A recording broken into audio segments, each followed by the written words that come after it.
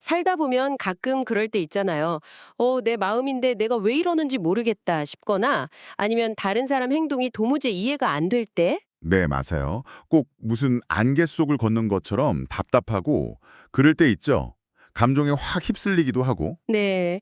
또 뭐랄까, 가까운 사람이랑 오해가 쌓여서 힘들어지기도 하고요. 그렇죠. 오늘 여러분과 함께 이야기 나눌 내용은요, 바로 이런 내면의 안개를 좀 걷어내는 데 도움이 될 만한 아주 유용한 심리적인 도구 두 가지입니다. 아, 네. 바로 정신화와 마음 챙김인데요. 특히 그 자유에서 이 둘을 이중나선에 비유한 부분이 아주 흥미롭더라고요. 그 내용을 중심으로 좀 깊이 들어가 볼까 합니다. 네, 좋습니다. 이 두 가지 개념이 각각 어떤 힘을 가지고 있는지, 또 이게 어떻게 서로 막 엮여서 마치 DNA 이중나선처럼 우리 마음 건강이랑 어떤 심리적 자유 이런 걸 증진시키는지 알아보면 좋을 것 같아요. 네네. 간단히 말하면 정신화는 약간 이해하는 힘, 그리고 마음 챙김은 알아차리는 힘, 뭐 이렇게 볼 수 있겠네요. 이해하는 힘, 알아차리는 힘, 좋습니다. 이 시간을 통해서요, 여러분 자신, 그리고 타인을 좀 더 깊이 이해하고, 또 일상의 경험들을 좀 더 명료하게 다루는 데 도움이 되는 그런 실마리를 좀 얻어가시면 좋겠습니다. 네. 자, 그럼 먼저 그 정신화부터 한번 얘기를 풀어볼까요? 이게 좀, 생소하게 들릴 수도 있을 것 같은데요. 네, 그렇죠. 정신화, 영어로는 이제 멘탈라이제이션이라고 하는데 이게 뭐냐면요. 우리 자신이나 다른 사람들의 행동, 그 이면에 있는 마음 상태를 보려는 능력이에요. 아, 행동 너머의 마음 상태요? 네. 그러니까 뭐 생각이나 감정 아니면 뭐 어떤 욕구, 믿음 같은 것들 이런 것들을 좀 이해하려고 애쓰는 거죠. 겉으로 보이는 건 넘어. 그러니까 안에서 밖으로 보려는 시도라고 할 수 있어요. 아하, 단순히 저 사람이 왜 저랬지? 이게 아니라 저 사람 마음속에 어떤 생각이나 감정이 있었길래 저런 행동을 했을까? 이렇게 한 단계 더 들어가는 거군요. 바로 그거죠. 네.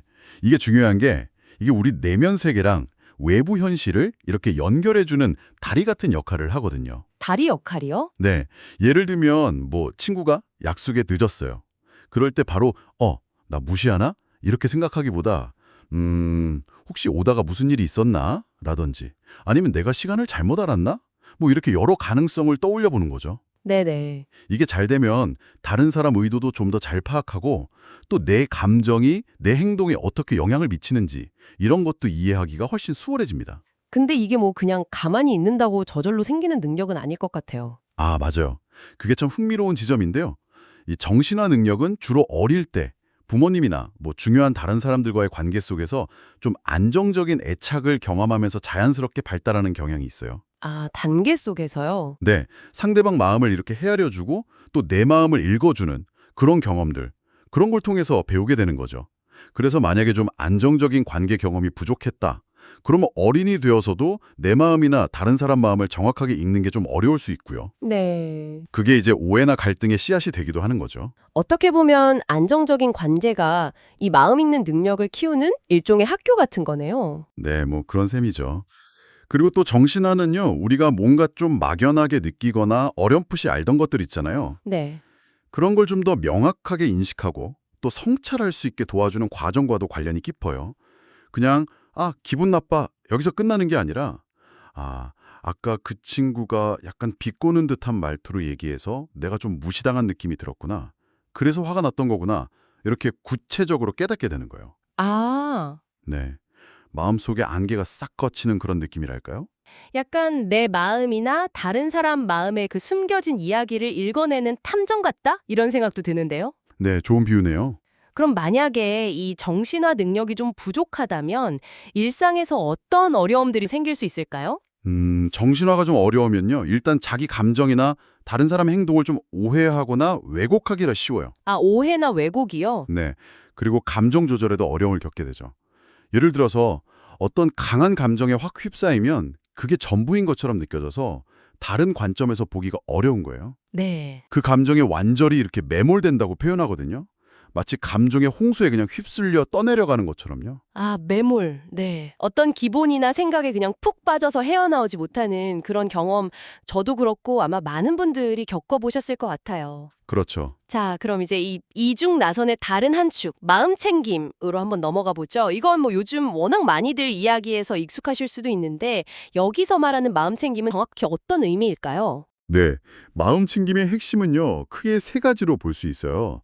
현재 순간, 그리고 판단하지 않고 의도적으로 주의를 기울이는 것, 이게 핵심입니다. 현재 순간, 판단 없이 알아차림. 네, 지금 바로 이 순간 내 안팎에서 일어나는 일들이 있잖아요.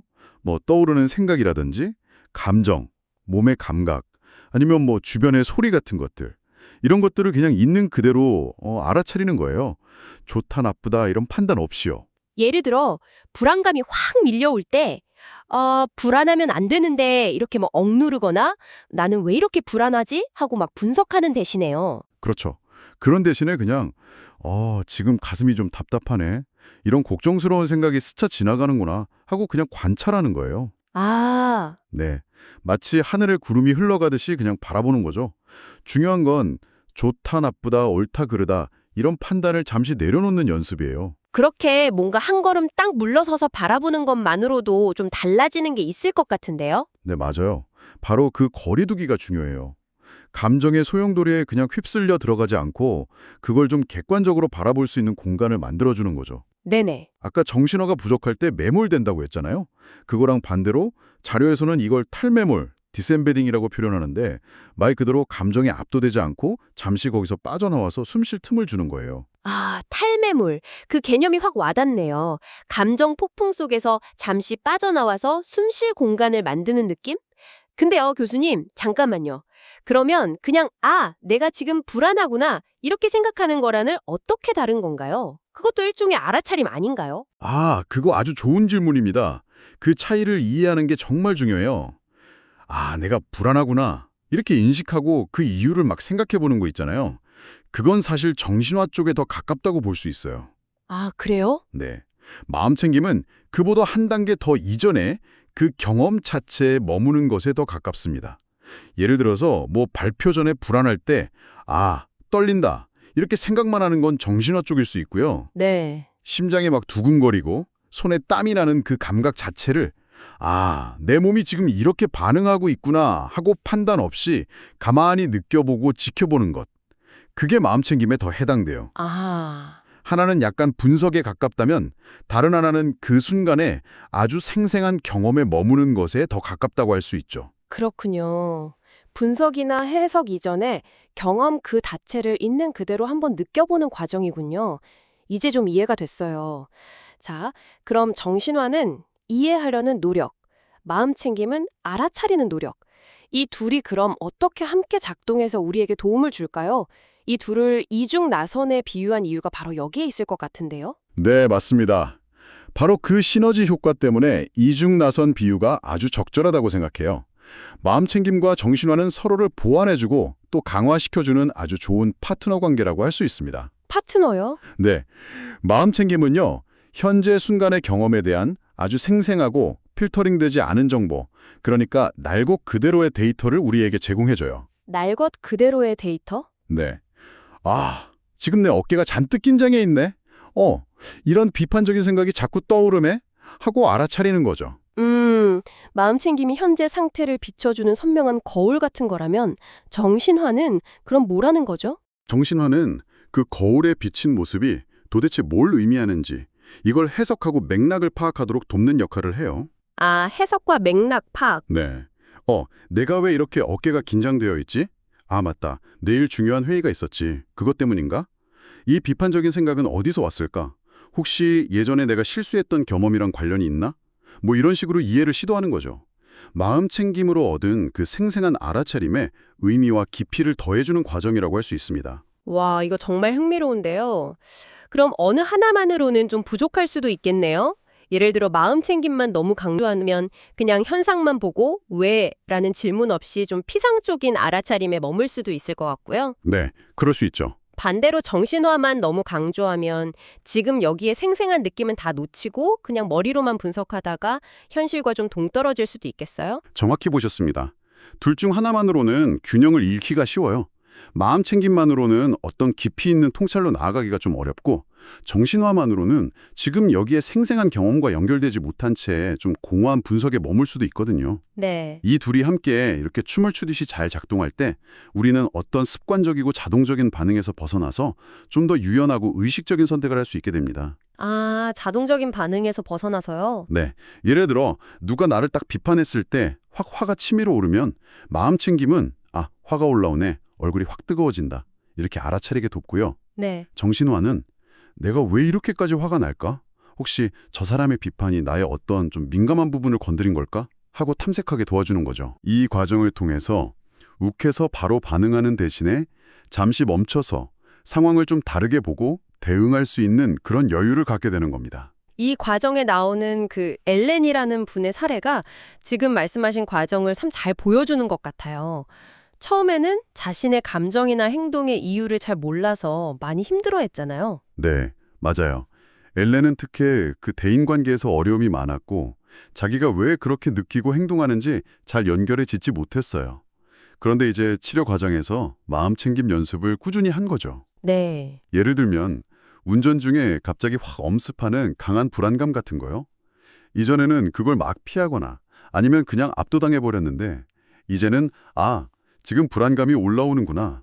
가슴이 막 뛰네. 하고 그 순간의 경험을 판단하지 않고 알아차리는 연습을 한 거죠. 단순히 불안하다는 사실을 아는 걸 넘어서서 그 불안이 내 몸과 마음에 어떻게 나타나는지 아주 구체적으로 포착하게 된 거군요. 그렇죠. 그리고 여기서 멈추는 게 아니라 정신화 능력을 발휘해서 그 불안의 뿌리가 뭘까 하고 탐색하기 시작해요. 아, 뿌리까지? 네, 이 불안이 단순히 그냥 운전하는 상황 때문만일까? 혹시 과거에 내가 좀 버려졌던 경험과 관련된 두려움은 아닐까? 아니면 내가 누군가에게 너무 의존하고 싶은 마음 때문인가? 뭐 이런 식으로 자기 내면을 더 깊이 들여다보는 거죠. 네. 마음 챙김으로 현재 경험을 명확하게 딱 포착하고 정신화로 그 경험의 의미와 맥락을 이해하는 이 과정. 이게 반복되면서 엘렌은 점차 변화를 경험하게 됩니다. 그렇게 자신의 내면을 더 잘 이해하게 되면서 엘렌은 자기 삶에 대해서 주체적인 행위 능력, 그러니까 퍼스널 에이전시를 더 강하게 느끼게 되었다고 하죠. 네, 더 이상 감정이나 상황에 그냥 속수무책으로 끌려다니는 게 아니라 아, 내가 내 경험을 이해하고 스스로 선택할 수 있구나 하는 그런 힘을 되찾은 거네요. 맞습니다. 자신의 내면 세계를 더 잘 항해할 수 있게 되면서 뭐랄까 삶의 운전대를 스스로 딱 잡고 원하는 방향으로 나아갈 힘을 얻게 된 것이죠. 이게 바로 마음 챙김과 정신화가 함께 만들어내는 아주 중요한 변화라고 할 수 있습니다. 자, 그렇다면 이 모든 내용들이 지금 듣고 계신 여러분에게는 어떤 의미가 있을까요? 정신화와 마음챙김이라는 이 이중나선을 이해하는 것이 우리 일상에 구체적으로 어떤 도움을 줄 수 있을까요? 여러 면에서 아주 실질적인 도움이 될 수 있습니다. 우선 스트레스 관리에 아주 효과적이에요. 스트레스 관리요? 네, 마음 챙김을 통해서 스트레스 반응을 좀 초기에 알아차리고 또 정신화로 스트레스의 원인이나 내 반응 패턴을 이해하면 훨씬 더 차분하고 효과적으로 대처할 수 있게 되죠. 감정에 확 휩쓸리지 않고 문제 해결에 좀 더 집중할 수 있겠네요. 그렇죠. 그리고 두 번째로는 관계 개선에 아주 큰 도움이 됩니다. 관계 개선이요? 네, 다른 사람의 말이나 행동, 그 이면에 있는 마음을 헤아려는 정신화 노력을 통해서 불필요한 오해를 줄일 수 있고요. 공감 능력도 향상될 수 있어요. 네네. 또 내 감정이나 욕구를 마음 챙김으로 먼저 알아차리고 정신화로 그걸 이해한 다음에 표현하면 훨씬 더 건강하고 솔직한 소통이 가능해지죠. 상대방 입장에서 생각하는 능력, 그리고 내 마음을 제대로 알고 표현하는 능력. 아, 둘 다 관계에서 정말 중요하죠. 네.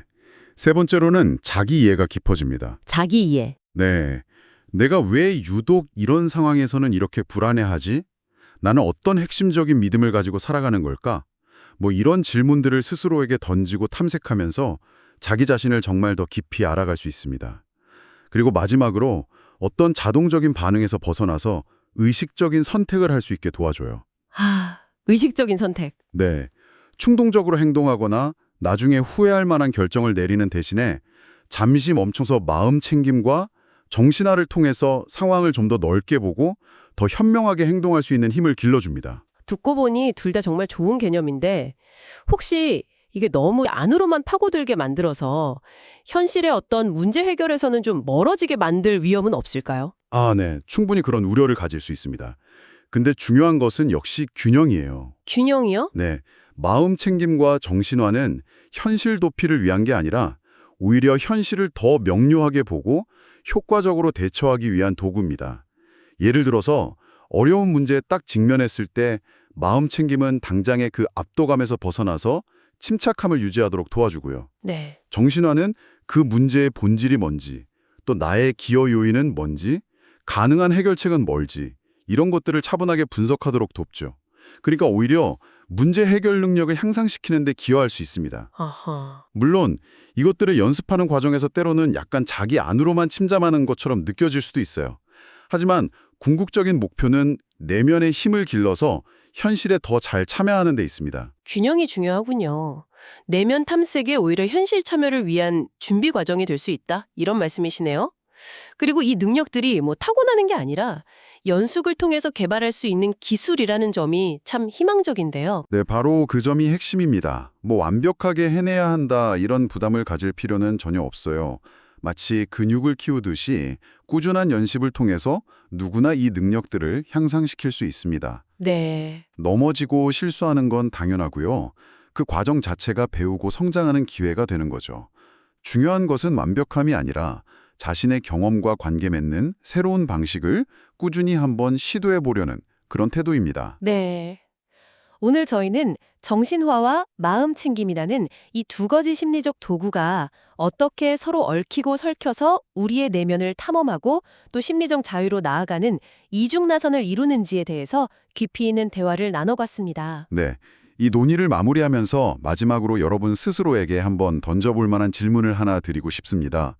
혹시 최근에 감정적으로 좀 힘들었거나 아니면 뭔가에 압도되었던 순간을 한번 떠올려 보시겠어요? 네. 만약 그 순간 아주 잠시라도 괜찮으니 멈춰서서 마음 챙김으로 지금 내 몸과 마음에서 정확히 무슨 일이 일어나고 있지 하고 알아차리고 이어서 좀 부드러운 호기심으로 내가 왜 이렇게 느끼는 걸까? 이 상황에서 내가 정말로 원하는 건 뭘까? 하고 정신화의 질문을 던졌다면 과연 그 경험이 어떻게 달라졌을지 한번 상상해 보시는 건 어떨까요? 와, 정말 좋은 질문인데요. 과거를 그냥 곱씹는 게 아니라 이걸 통해서 미래에 비슷한 상황이 왔을 때 내가 좀 더 지혜롭게 반응할 수 있는 어떤 실마리를 찾아보는 그런 성찰의 기회가 될 것 같습니다. 그렇습니다. 이건 뭐 정답 찾기 퀴즈가 아니라 우리 삶 속에서 계속 탐구하고 연습해 나가야 할 그런 여정이니까요. 정신화와 마음 챙김이라는 이 두 개의 날개를 잘 활용하셔서 여러분의 내면 세계를 좀 더 자유롭고 또 풍요롭게 항해하시기를 바랍니다. 네, 오늘 또 깊은 통찰 나눠주셔서 정말 감사합니다. 네, 감사합니다.